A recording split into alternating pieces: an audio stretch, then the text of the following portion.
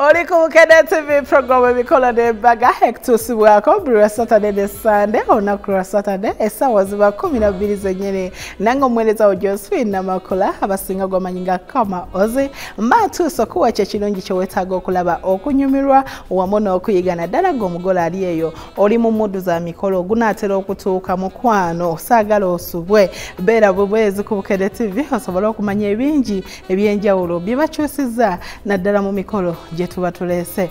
Olunaku olwaleero buli wondaba mu dress omanya nti omukolo gwe mbankuleetedde gubeera gwa mbaga era ng'embaga gye nkuleetedde omwami n'omukyala bakatumba abaagattibwa wali eri ku St. Paul Essemuto era nga basobola okuba ebirayiro ebibafuula omwami n'omukyala bakatumba wenjogerera nti bassa kimu bali muntu omu era nga bali mu bufumbo obutukuvu ddala. Kaakati njagala okutegeeza nti omukolo guno eno gwali gw'amaanyi nnyo bayambala bulungi ne banyuma ate era buli kimu kyali kya muwendo ddala. Awo nnyini wenkutegeereza nti lwaki tonzikiriza nsooke nkutwale eri mu kyaki nga abagole baffe ab'ensonga bagattibwa mu butongole olabe essanyu eryaliwo wakati waabwe ate era olabe ebigambo ebiwoomu bye baababuulirira eri oluvannyuma lw'okuba nga ate bagattibwa. Kansooke nkutwala onyumirwe akaseera ako oluvannyuma nkomewo tova ku Bukene TV.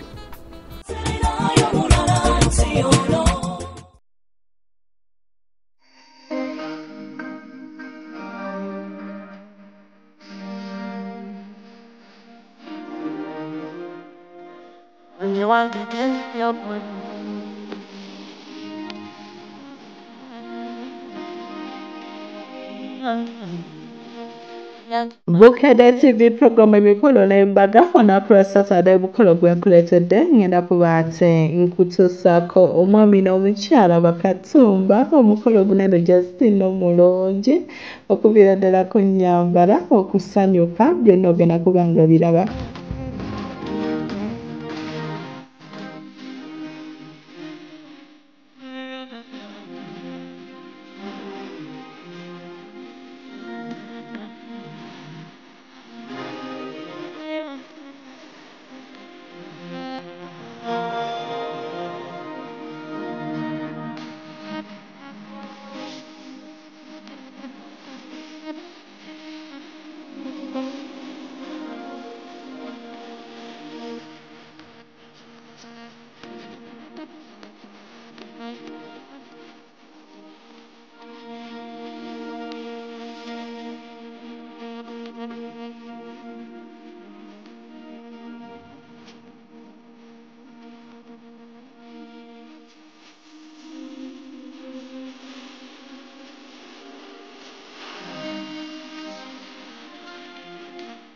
Essaawa eno wenjogerera njagala okutegeeza nti abagole baffe abaami bayambalira ku Hilltop Hotel Essemuto era nga gye basobola okwetegekera bulungi ennyo ne banyumira ddala oluvannyuma ne basinkana abakyala ne bagenderawo ku lutikko okuba nga ate bagattibwa nga bafuna certificate ebafuula omwami n'omukyala bakatumba.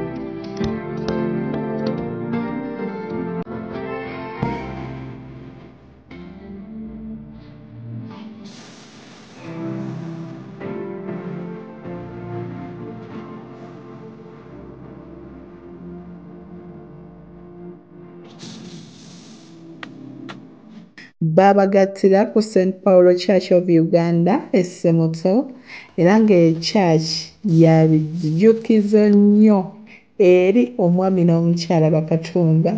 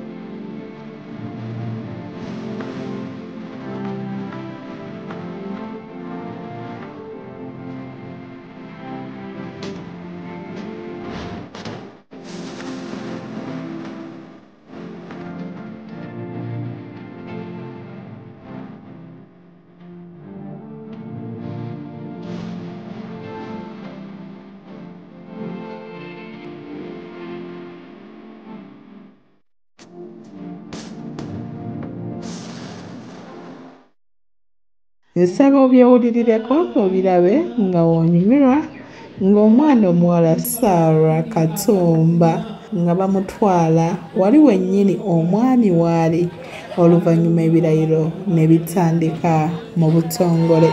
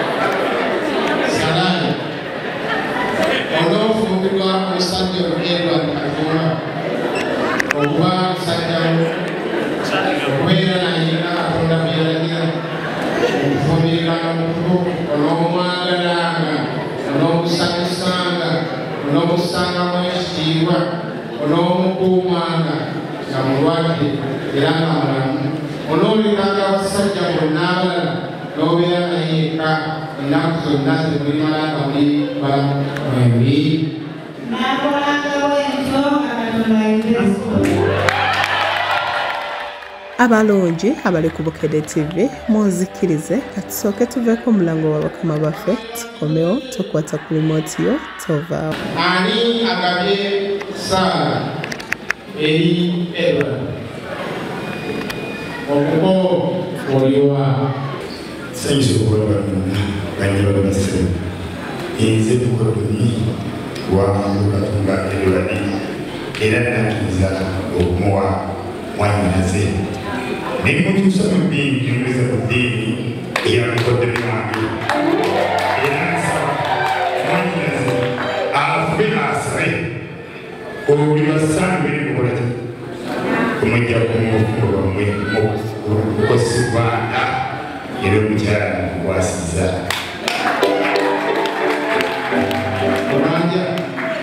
mukama wange simubanja Amina.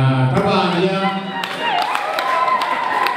Kansabe Katumba akolokolo w'ekitiibwa ogw'okubikula mukyala we akakase yeye olwamutwalise ekirala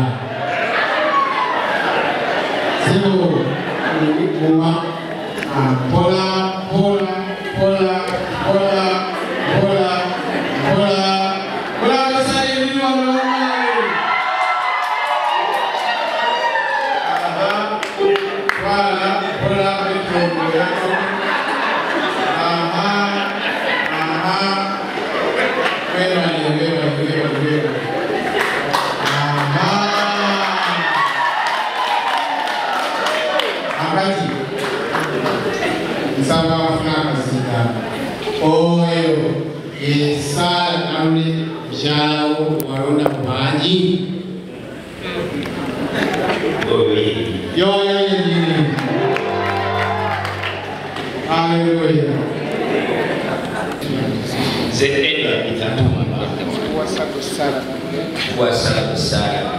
okuba mukazi wange okuba mukyala wange mbasiza okubeera naawe okusooka leero mu bubi ne mu bulungi bugagga ne mu bwavu mu bulwadde ne mu bulamu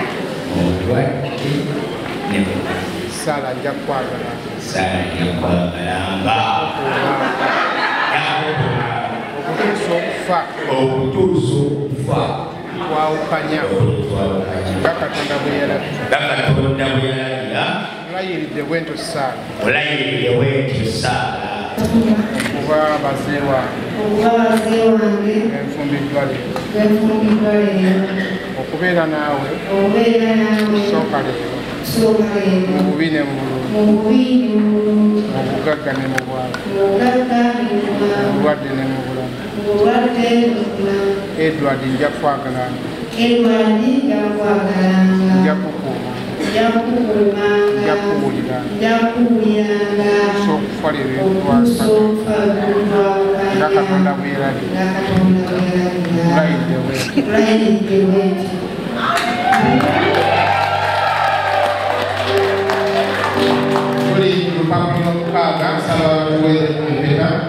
omukisa ayi Mukama empete eno ayi Mukama ow'ekisa era we abaweereza bo bano ebabeerera akabonero era omujulirwa era omusingo gw'okwagalana kwabwe kutuufu era obutaggwaawo mu Yesu Kristo Mukama waffe.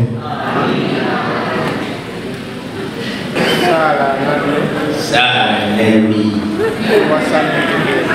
wasa empete kusaamu ekitiibwa n'omubiri gwange kussaamu ekitiibwa n'omubiri gwange kuwa ebintu byange byonna eby'omu nsi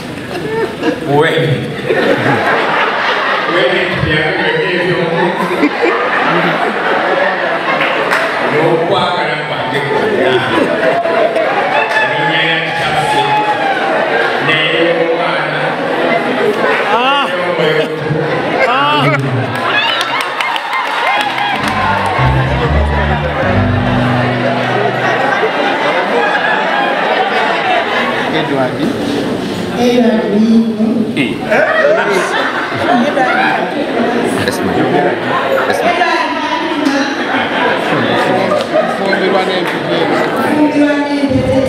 kusaamu ekitiibwa n'omubiri gwange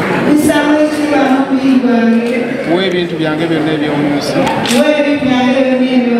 n'okwagala kwange kwonna erinnya lya Kitaffe n'ery'Omwana n'ery'Omwoyo Amen. Kiwedde kuwegala z'amaanyi.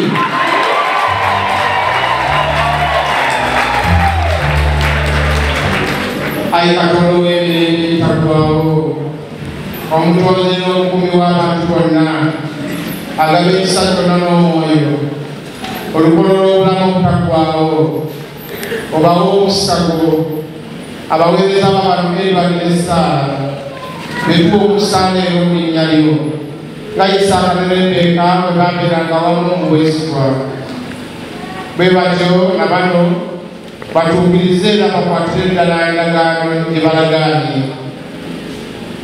balagaanidde empeta eno eweereddwa era ekkiriziddwa era ng'obujulirwa era ke kabonero kaayo babeere ennaku zonna mu kwagala n'obutukuvu emirembe byonna bakwate empisa ze beewalagira mu Yesu Kristo Mukama waffe.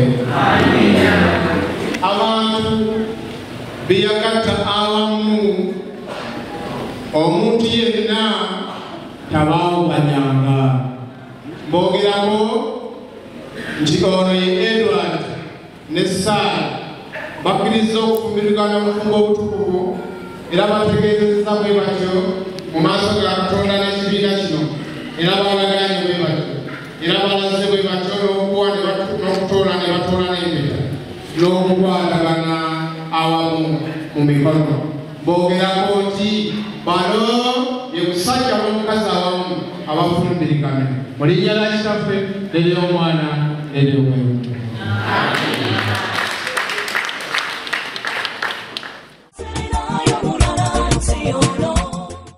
Oluvannyuma lw'abagole bafe ab'ensonga okubanga bagattibwa mu butongole we batyo mukwano bafuluma Lutiko era olwamaliriza ne balyolekera butereevu mu Gardens okubanga bafuna ebifaananyi ebirungi.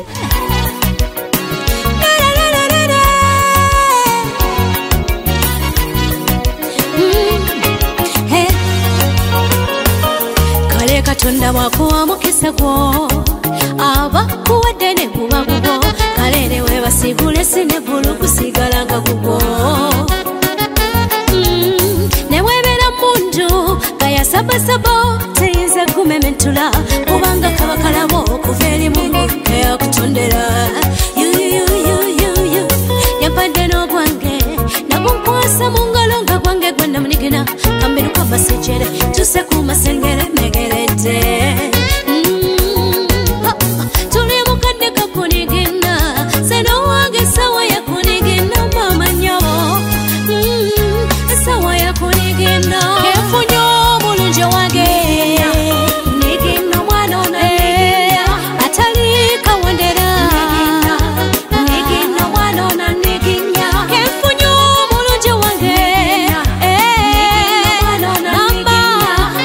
Oluvannyuma lw'okubanga bafuna ebifaananyi mukwano we batyo bayolekera butereevu gye bali bategekedde reception yaabwe wali eri ku Mabereezi Memorable Garden. Omwana ono kyankoze julana kugwa dalu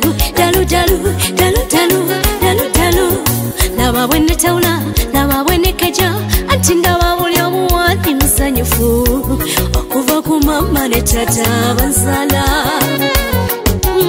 temunawulira wayogera akirako ennyonza eyimba ate bwaseka n'ebire biteka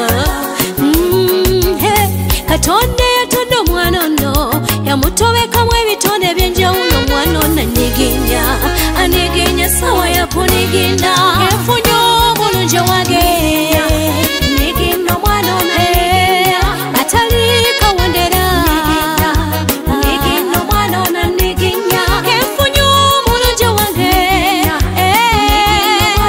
amba atali kawondera nyiginda omwana ono nyiginya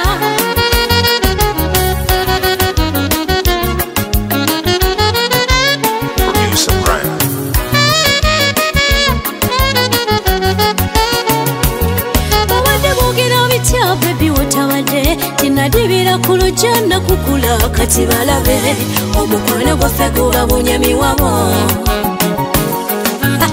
agenze n'omulungi talaga sembayambye nendaga kakibalume omwana yasazeko kantwale kwe nalotanga Katonda yatonda omwana ono yamutobekamu ebitonde by'enjawulo omwana ono anegenya sawa yakuniginda negine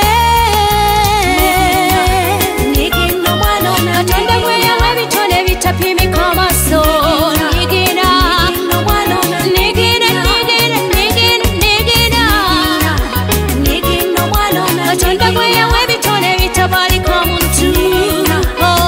omwami n'omukyala bakatumba oluvannyuma lw'okuva mu bifaananyi bayolekera butelevu wali eri ku reception gye baali bategekedde abantu baabwe. Just know baali very happy era nga njagala okutegeeza nti omukolo guno eno bambi gwajjula essanyu omukwano. Omwami n'omukyala bakatumba bakyankalanya reception essanyu lyali lingi nnyo. Kasooke kutwala olabe ate era onyumirwe. Oluvannyuma lw'okutuuka we batyo baasala cake nga kabonero ak'obuwanguzi. Nyumirwa omukolo guno eno ogw'embaga ogw'omwami n'omukyala bakatumba.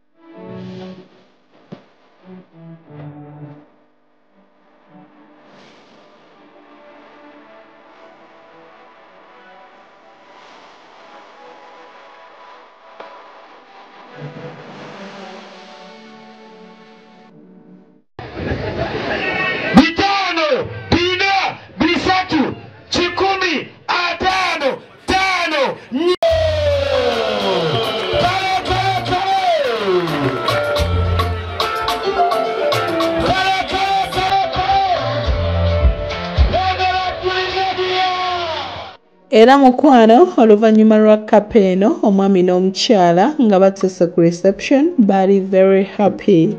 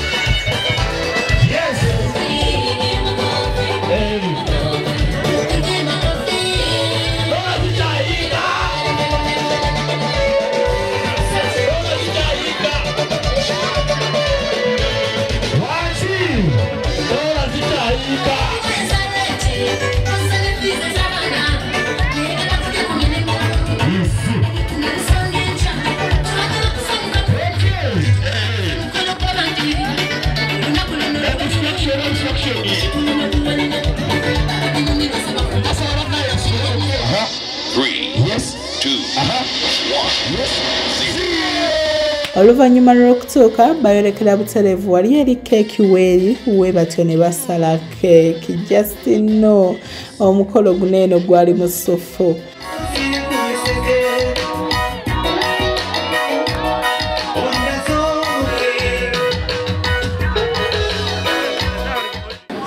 Basebo ne banyabo badde njogera ku Saala Najjuma Munalugo akola ebirabwako ekirabo baasa ya mitwalo 20 ogenda kujanjuluza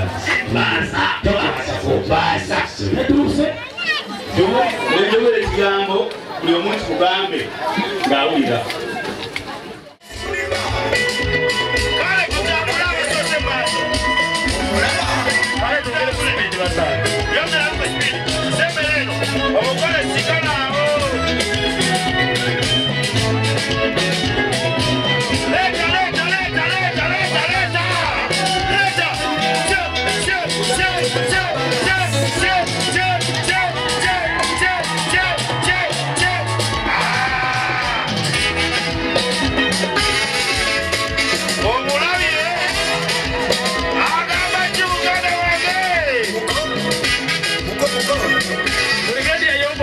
Ate era oluvannyuma mukwano waati omwami n'omukyala Bakatumba baddayo ne bakomawo nga bakyusizza era ng'omukyala yayambala dressi ye eyavaayo obulungi ennyo n'omwami Katumba Edward naye yanyuma mu kaftan suit ye eya blue.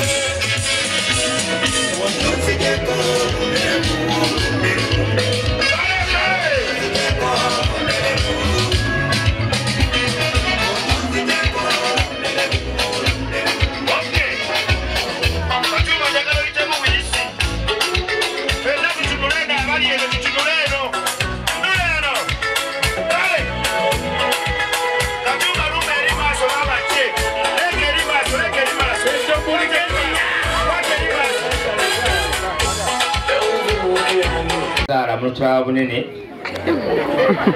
wa myezi 5 Makoka gasiriko Ebisaso James mwenzo ga kusajja gwene tekukyasobola bajaga batatowonoga mwenzo ga manjo no mwana yatula ddana siri mukadde emyaka nina ana gyokka mu 2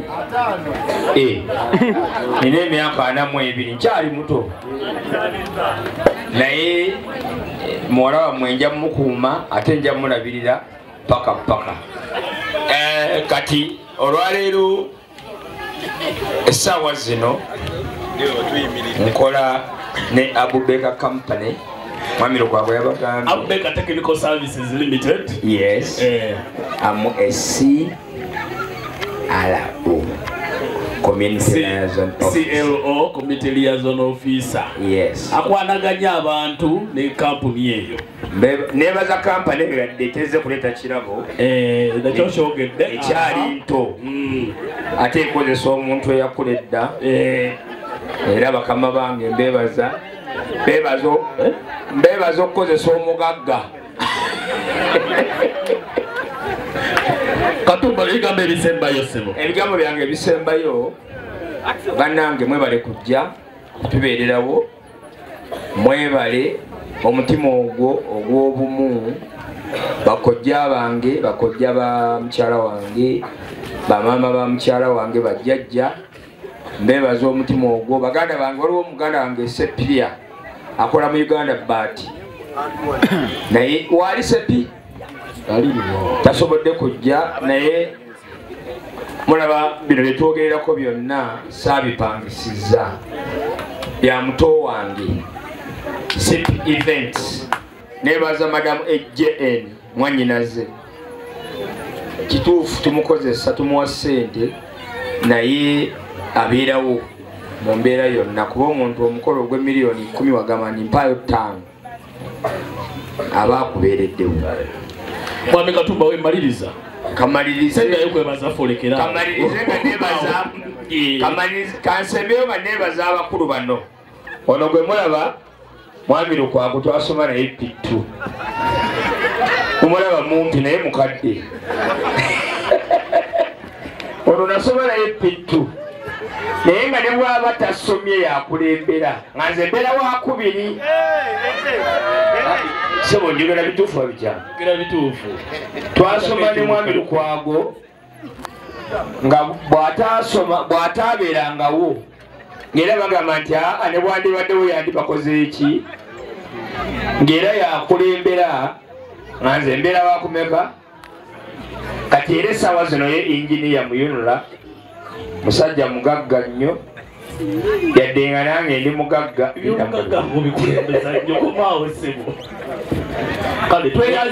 kamalire bulungi ono mutabani wange ye Kristo Mugadya omwana ono abamu tebamanyi nti yeddira nkima naye basebo ne bannyabo ono mwana wa mukulu wange maama we yali musawo Masituula mwena mumumanyi yali wakuno ku kyalo naye mwana mulungi alina empisa ate ne bakyala be batuwa ekitiibwa kinene akola mu banka somuto tuvoze sako yetuteewola tweyanzerekayo buteresi tweyanze mwana Katumba musiku mukolo gwo musajja nno mujozi sebo naye yandaliko omwaka mulambe mabega ati nina okubeerawo sebo ndowooza omulimu gwange ngumaze bwe baya abatansiibi bannange sitera kubeera nnyo ku mikolo gino jakukozerwa mwami Katumba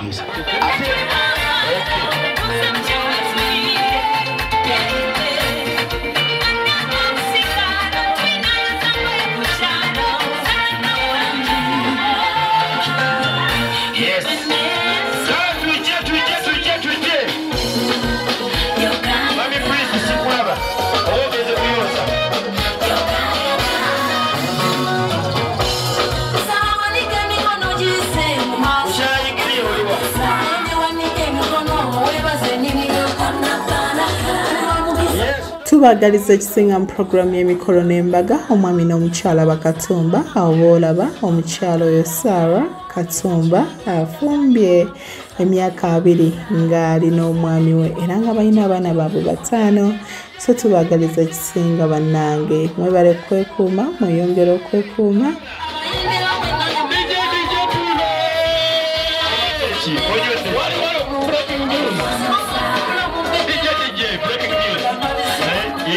DJ breaking news.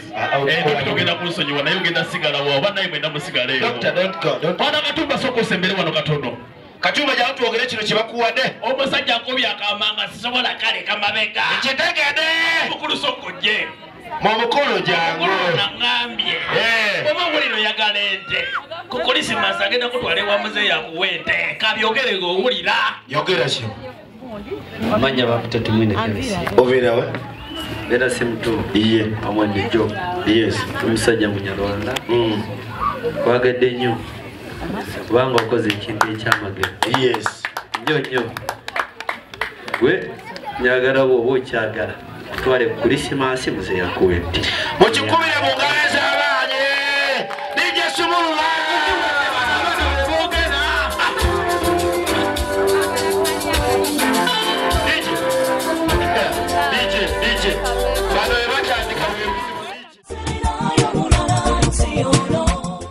Nkwebaza mukwano okuva gye natandikidde paka wenkomekereza omukolo gw'abagalana ababiri omwami n'omukyala Bakatumba tubagaliza kisinga mwebale kwewaayo owebale kwagala mukyalawo banaye Katumba yagala omukyala Justin Noye omukyala Katumba yongera okukkaatiriza ofumba ettooke omanyi kyo kitegeeza okufumbira omwami emyaka 2 aboolaba bamaze bonna emyaka 2 era nga balina abaana baabwe 5 Justin Noye n'abalongo ssaawa yonna era omukyala ajja kufuula Ssaalongo okitegedde wano ku Bukedde TV program y'emikolo n'embaga tukwagaliza ekisinga n'omukyala awo nawe nkutegeereza nti gwe wenna omugole olina CD omukolo gwaggwa oba gutuuse wandiyagadde tubeere mu field nga Bukedde TV omanyi nakyo kyongerako brand buli woobeera mu field n'aba Bukedde ng'okoze omukolo omanyi kyekitegeeza nga omukolo gwe kuliko Bukedde TV kiba kyanjawulo ddala lwaki tokuba kati n'obuuza ebisingawo enamba ziri wansi